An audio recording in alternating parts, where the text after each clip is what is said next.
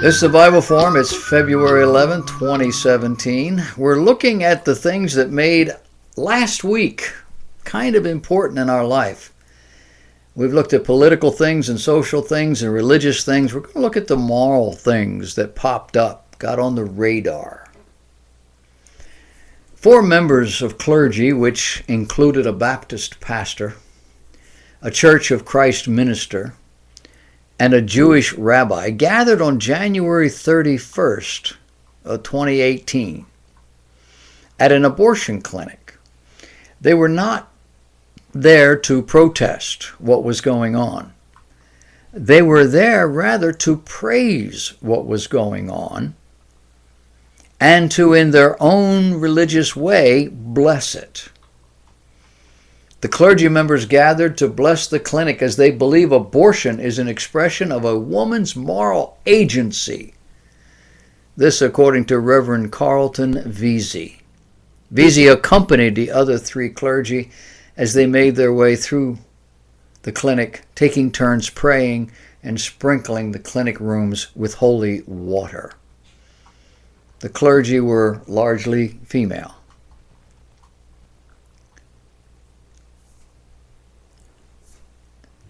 Sprinkling the clinic rooms with holy water is a technique. It's a spiritual technique, a religious technique.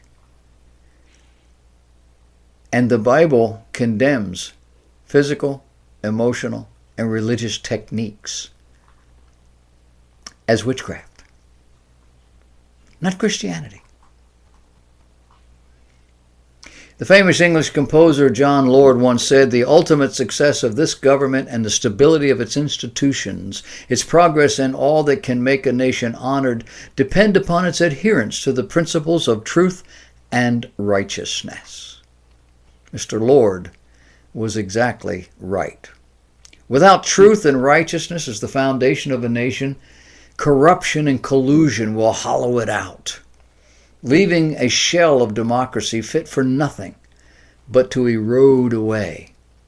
One of the foundational truths we believe here in America is that our citizens have basic human rights. These rights are given by God and are to be guarded by government.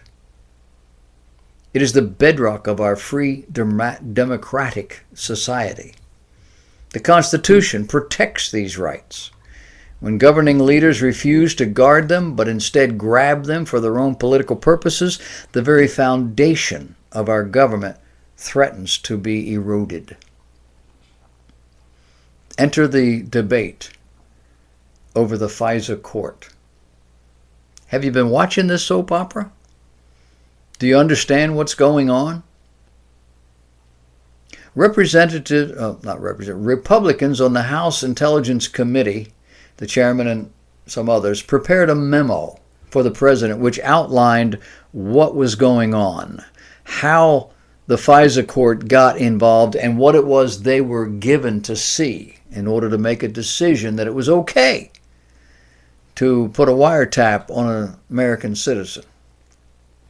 The memo was submitted to the intelligence branches of our government for their approval before it was given to the president, because a lot of this stuff is secret. The sources and methods and lots of things, maybe names, things going on. We got to be careful.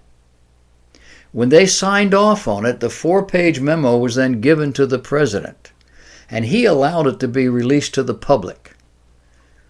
In doing so, the Democrats screamed foul. You say, what happened?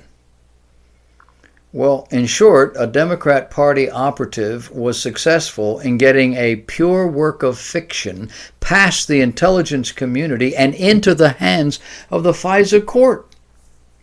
And that court, believing that everybody above or everybody involved knew all this stuff and they were all in favor of it or it was all true, authorized the wiretap on a Trump associate.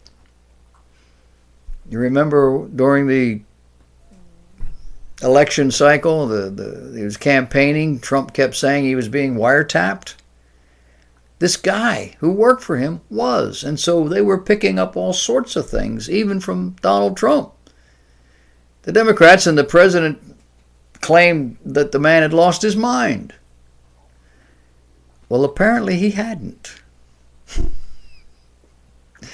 And we're going to talk about this a little bit more later on.